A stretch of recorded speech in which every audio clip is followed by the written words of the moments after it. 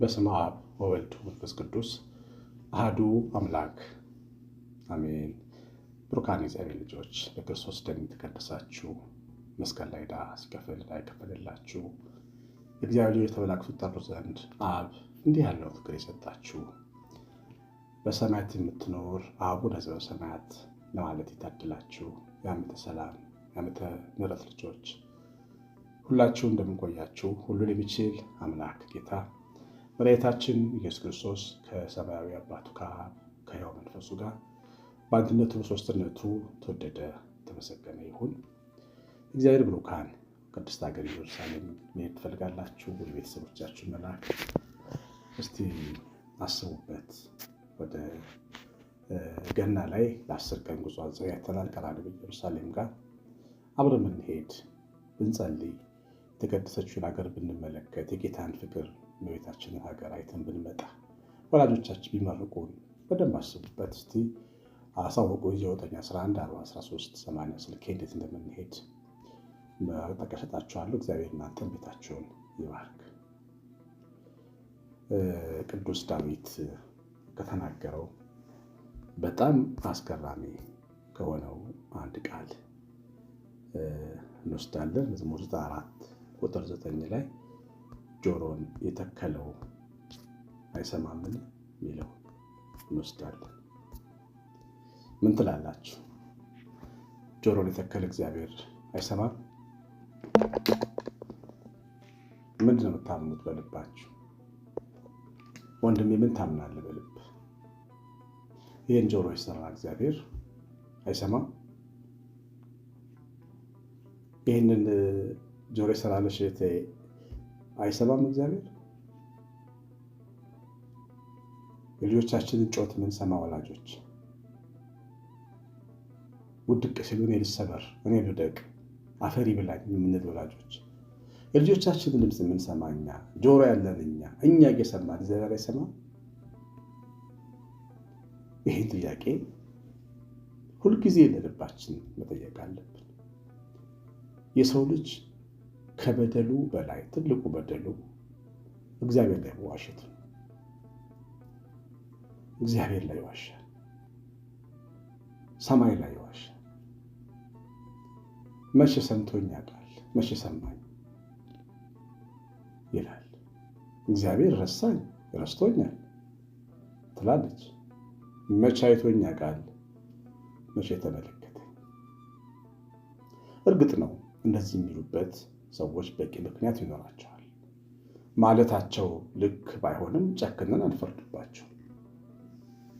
እነሱ ነና እኛ ማን ደህና ሰው አለ እዚህ ውስጥ?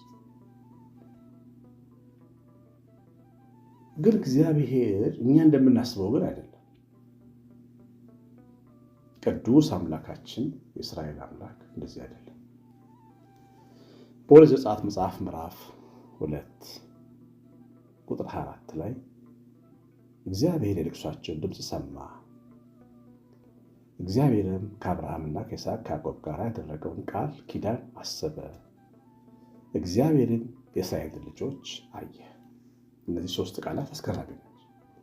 ግብፅ ሀገር የነበሩትን ባሮች የነበሩትን ያዕቆባውያን እስራኤላውያን ለብዙ ዘመን 400 ዓመት ካለፋቸው በኋላ የታለ አምላካችን ብለው ግማሾቹ ለጥጃ ማጠን ጀምረው ነበር።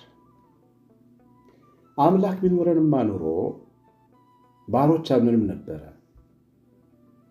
ጥሩ ሰዎች አንሆንም ነበረ፣ የግፈኞች ግብፃውያን የመከራ እንጀራን አንበላም ነበረ ብለው ጥጃ አቁመው ይሰግዱ ነበር። እግዚአብሔር አይሰማኝማ ሌላ ደው ደህና የሚሻል ነገር ነው ፈጽሞ የለም ብለው የታለኝ አምላክ ብለው ግን እነሱ መካከል ደግሞ ይሰማል፣ ይመጣል፣ አንድ ቀን ይረዳናል የሚሉ ደግሞ ተስፋ የሚያደርጉ ብሩካን ሰዎች ነበሩ። እነሱ መካከል ኢያሱ ነበር፣ እነሱ መካከል ካሌብ ነበር፣ እነሱ መካከል ሙሴ ነበር፣ የእግዚአብሔር ልጆች። ስለዚህ እግዚአብሔር ወደ ሕዝቡ ተመለከተ፣ ወደ ሐዘናቸው፣ ወደ ጉዳታቸው ተመለከተ፣ የሚደርስባቸውን ግፍ አየ። ስለዚህ እግዚአብሔር ያያል ማለት ነው። የተረሳችሁ ሊመስላችሁ ይችል ይሆናል። የተረሳ የመሰለ ወንድሜ፣ የተረሳሽ የመሰለሽ ወንድሜ እግዚአብሔር ያያል። እያንዳንዷን ሐዘንሽን ያያል። እያንዳንዷን የውስጥ እንባህን፣ የወንድነት እንባህን እግዚአብሔር ያያል። የተረሳ የመሰለ ወንድሜ ያያል እግዚአብሔር። ሕዝቡን አየለ። ቅን አይኖች አሉት፣ የዋህ አይኖች አሉት። የዋህ አይኖች ታውቃለህ? የሕፃናት አይን እንዴት ነው? እንደዛ የዋህ አይን፣ ተንኮል ሳያስብ የሚመለከት አይን አለው እግዚአብሔር። ልዩ አይን አለው እግዚአብሔር። እጅግ የዋህ መሆኑን ያየሁባቸው ሁለት ሰዎች ናቸው መጽሐፍ ቅዱስ ላይ፣ ቃየል ላይና አጋር ላይ። ቃየል ወንድሙን ገሎ ሲሸሽ አሳዘነው ይላል እግዚአብሔር። ያየኝ ሁሉ ይገልኛል ወዮልኝ ብሎ ሲያለቅ ምልክት አደረገለት ይላል። ሲያለቅስ የዋህ አይን እግዚአብሔር፣ የዋህ አይን። ወንድሙን የገደለ ቃየል ላይ ድንጋይ ነበር እኛ የምንወረውርበት፣ እግዚአብሔር ግን አሳዘነውና ምልክት አደረገበት እንዳይገሉት። የዋህነቱ አይገርማችሁም? እግዚአብሔር ልጆች ቤቷን ብጥብጥ አድርጋ እመቤቷን ገላምጣ አብርሃምን በጥብጣ የወጣች ሳራ መልአክ ልኮ ሲያናግራት፣ አጋር መልአክ ልኮ ሲያናግራት፣ ምንጭ ሲያፈስላት በረሃ ውስጥ አላያችሁ? የእግዚአብሔር የዋህነት በኃጥአን ፊት፣ በደካሞች ፊት፣ በማይጠበቁ ሰዎች ፊት ገመድ ሲወድቅ ርስታችሁ ሲዋብላቸው ስታዩ እግዚአብሔር እንደሚያይ ትመለከታላችሁ። ከዚያ ሕዝብ መካከል ደግሞ አንዱ እኛ ነን። ቆሻሾች፣ ፍርድ የሚገባቸው ሆነን ሳለ ልጆች አድርጎ የተቀበለን እቅፍ ውስጥ ያስገባን እኛ ነን። የእግዚአብሔር የዋህ አይኖች፣ የመድኃኔዓለም የዋህ አይኖች ያያቸው ሕዝቦች ነን እኛ። ከኛ ውጭ ምስክር አንጠራ። ስለሚያይ ነው። ጨክኖ አይደለም የሚያየው፣ እንዳየ አይደለም የሚያየው፣ እንደሚያቀና አይደለም የሚያየው። እንዳየ አያይም። የናዝሬቱ ኢየሱስ እንዳየ አያይም።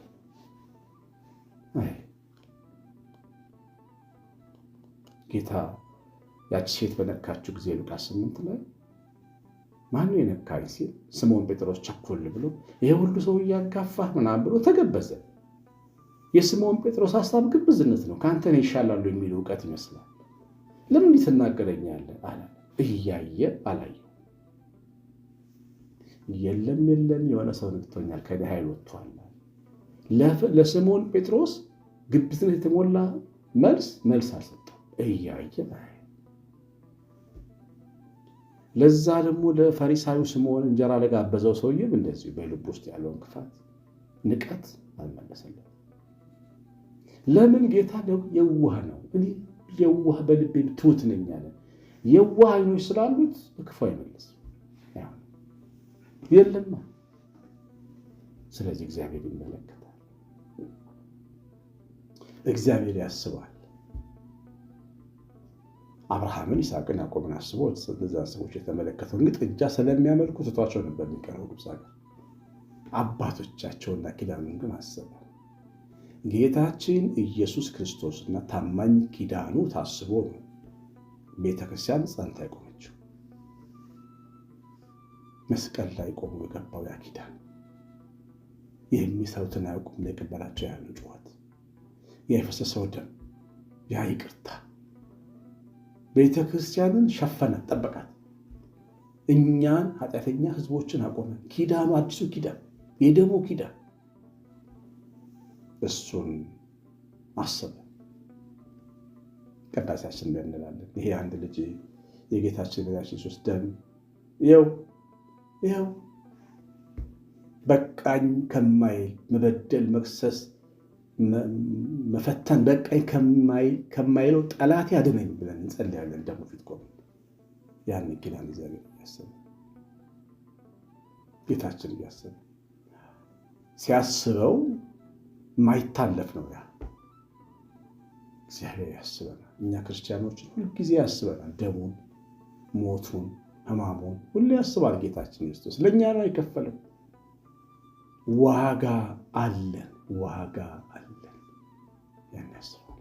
ስለዚህ እኛ እንደማንሰማ እንደተረሳ የምታስቡ ሰዎች ከእንቅልፋችሁ ንቁ። የማይሆን ሀሳብ ነው የምታስቡት። በእናንተ ላይ ያለ ደግሞ ቀላል እንዳይመስላችሁ።